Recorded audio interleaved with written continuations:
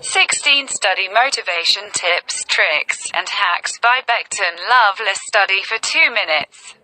Check Instagram. Study for 2 minutes. Browse Netflix. Study for 2 minutes. Check email. Study for 2 minutes. Get lost in TikTok indefinitely. If this sounds like your typical study session, you're certainly not alone, but you also need a little help to kick your motivation into high gear. Especially if you have a test coming up. Maybe coming here is your next form of procrastination. If so, at least you're on the right track. Not every study motivation strategy is going to work for everyone, but there's something out there that will work for you. We've compiled a list of study motivation ideas to try out when you just need to buckle down and get it done. Browse our ideas below and try a few of them out. Some work well in isolation. Some work well combined together. Some may work for you today but not tomorrow. If nothing else, at least it's a good distraction from studying. And you might find something that really helps up your studying game. Website and app blockers. This is a classic study motivation tool because it literally takes away whatever is distracting you.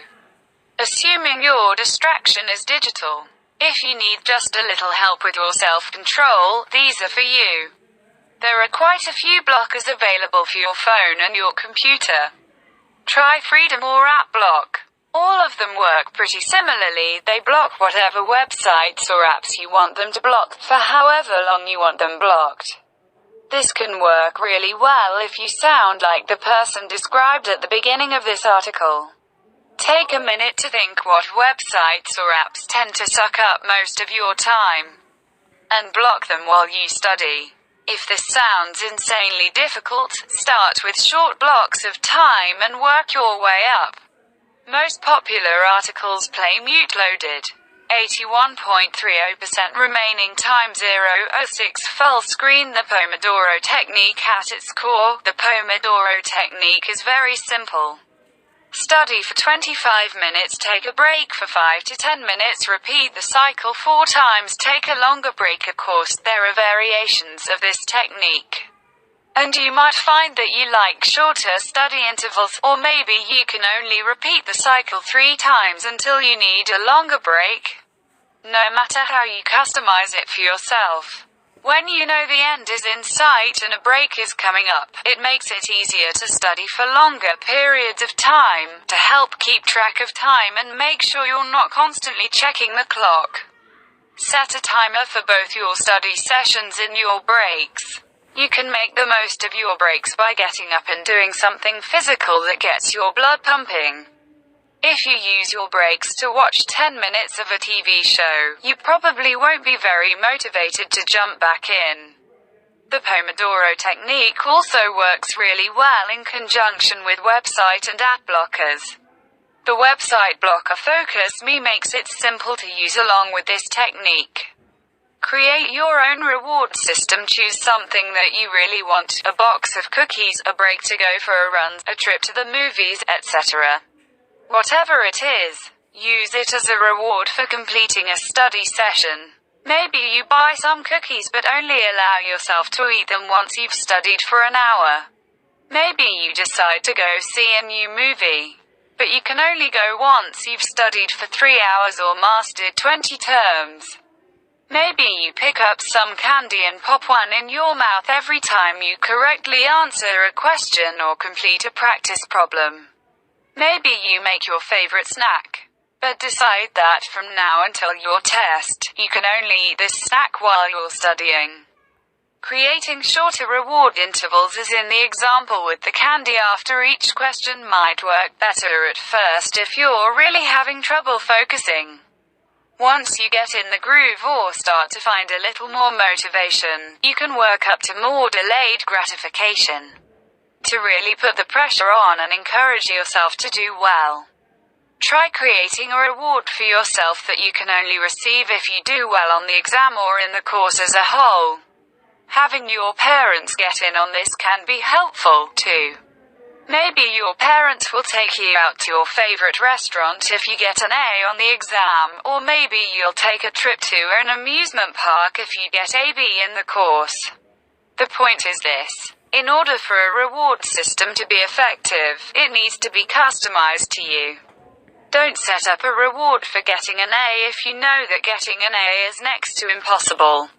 Similarly, don't reward yourself with a trip to the mall if you don't like shopping or if spending money is going to stress you out. Schedule your day. When I was in high school, I was always more motivated to get homework and studying done on days I had practice or a game.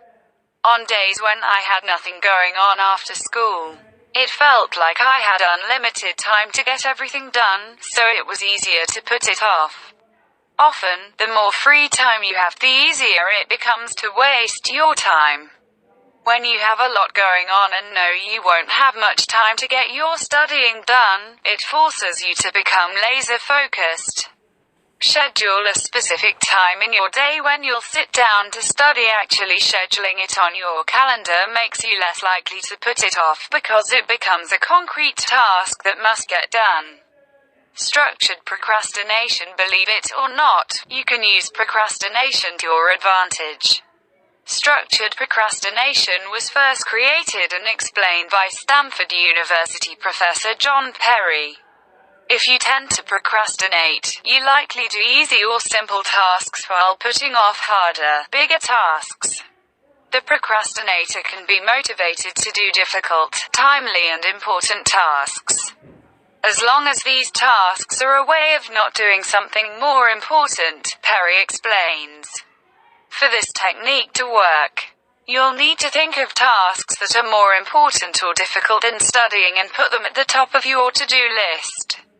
Then studying a task that is also important becomes an easier task and one that you're more inclined to do as a way not to do that more important task.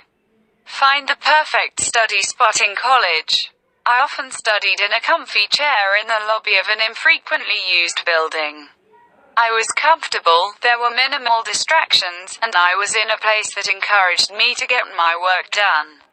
In high school, I loved to study outside in our backyard.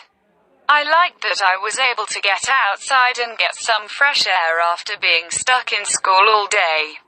Choose a spot you absolutely love. Maybe it's in a favorite chair or lying outside in a hammock. Maybe you even create a cozy space in the corner of your bedroom. Wherever it is, make it your designated study space and use it only for studying. The more you love to be there, the better. You'll be motivated to study so you can go to your favorite spot. Just get started, no excuses. Just sit down and start studying. Often, the hardest part is starting, so if you simply sit yourself down and start, you might get into a groove. If you think this tip might work for you, then go study. Literally right now, stop reading this article and go study. Form a study group if you're a social person. Studying can be difficult because you don't like the solitary silence. It can be motivating to have a group of people to study with.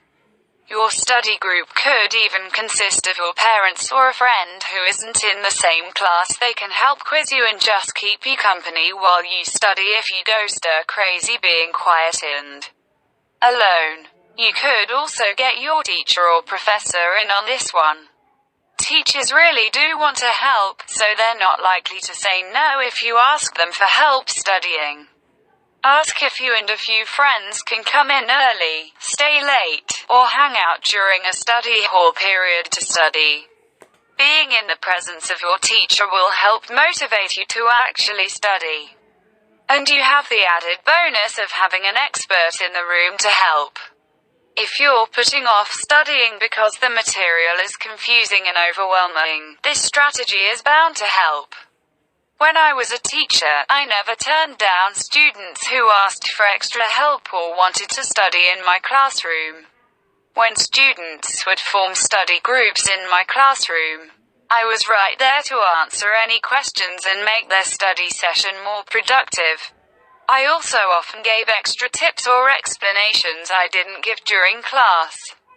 Go to the library or a coffee shop when you sit down to study and find yourself checking social media. It's easy to become envious of everyone having a good time. It's also easy to start thinking you're the only person in the world studying right now. At a coffee shop or the library, you'll find a lot of other people who are also reading, studying, and working quietly. Seeing someone else model good study behavior is encouraging. In college, the library was my go-to study spot when I really just couldn't find it in myself to study. When I got there and saw everyone else working hard, I felt like I would be a distraction or would feel out of place if I didn't sit quietly and study, too. Get lost in music. Put on your favorite music, or some classical music if lyrics distract you, and let the beat of the music keep your study session going strong. Popping in some headphones helps with this too. You can get lost in the music and in your own world. I'm easily distracted when I'm studying or working. So if I can hear a conversation going on or somebody has the TV in, it's very difficult for me to study. When I pop in some headphones, I quickly forget about all of those distractions and am able to focus on whatever I need to do. Post some study motivation quotes. Find some quotes that motivate you to study, or make up your own, and post in your room, at your desk, in your study spot, or in your notebook. Here are a few you might find motivating. Work hard in silence. Let your success be your noise. Frank Ocean, don't complain. Just work harder. Randy Pausch, ask yourself if what you're doing today is getting you closer to where you want to be tomorrow. Whether you think you can or think you can't. You're right. Henry Ford, the secret to getting ahead is getting started. Don't say you don't have enough time. You have exactly the same number of hours per day that were given to Helen Keller, Pasteur, Michelangelo, Mother Teresa, Leonardo da Vinci, Thomas Jefferson, and Albert Einstein. H. Jackson Brown Jr. Create a clean workspace. Having a clean and organized space helps your mind be clear and unorganized. It might seem strange or silly, but you might find that you can think more clearly when you clear up clutter. If you need to take a break or want to procrastinate for a few more minutes, clean up your workspace. When your space is cluttered, your mind is subconsciously making mental notes of everything else you need to do and what you need to clean up. Sometimes, I don't even realize how cluttered my workspace is until I clean it up and can all of a sudden think more clearly. Cleaning up your workspace could also mean cleaning up your notes. If you took sloppy notes and everything is unorganized and hard to read, you're not going to want to sit down and decipher what you wrote. That's asking your brain to do a lot of work before it even gets to the actual studying. Take some time to type or rewrite your notes, and the task of studying won't feel so overwhelming. Here are some ways to organize your notes. Use a binder to separate and organize worksheets. Make flashcards. Organize your notes with a graphic organizer. Color code your notes with pens or highlighters. Start with something easy. Studying is hard. It's also boring. That's exactly why you don't want to do it. Start with going over terms you already know well, or completing a studying task that is easy or even mindless, like organizing your note cards. These simpler tasks can give you the momentum you need to keep going. This can also give you confidence if you're putting off studying because you don't think you know anything. Remember your why. Think about why you need to study and why you want to do well in your course. Do you need to pass to graduate? Is this course in the field you're looking to go into? Do you love the material even though it's difficult? Do you want to make your family proud? Do you want to prove to yourself that you can do it? Whatever your why is, keep coming back to that every time you don't feel like studying. It can help to post this somewhere where you'll see it often.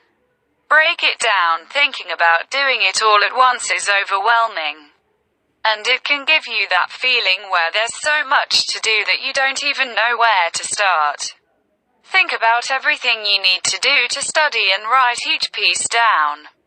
Then, break it down into small chunks you can tackle one at a time. Don't focus on learning it all right now, just think about what you can do in this moment. As you complete each task that you've broken down, check it off or cross it out. Seeing your list get smaller and smaller is very motivating. Multitasking doesn't always work, but it can work well when you combine a mindless activity with studying. If you don't want to sit still in a quiet room, try going for a walk while reviewing flashcards or riding a stationary bike while reading your textbook. You could even recruit some help from a friend or parent, shoot some hoops. But have them ask you a question in between each shot, for example. Sometimes I used to go stir crazy when I had a lot of tests or exams coming up. So I would take my notes to the gym and look over them while on the treadmill or stationary bike. This made studying a little less boring, and it saved me some time.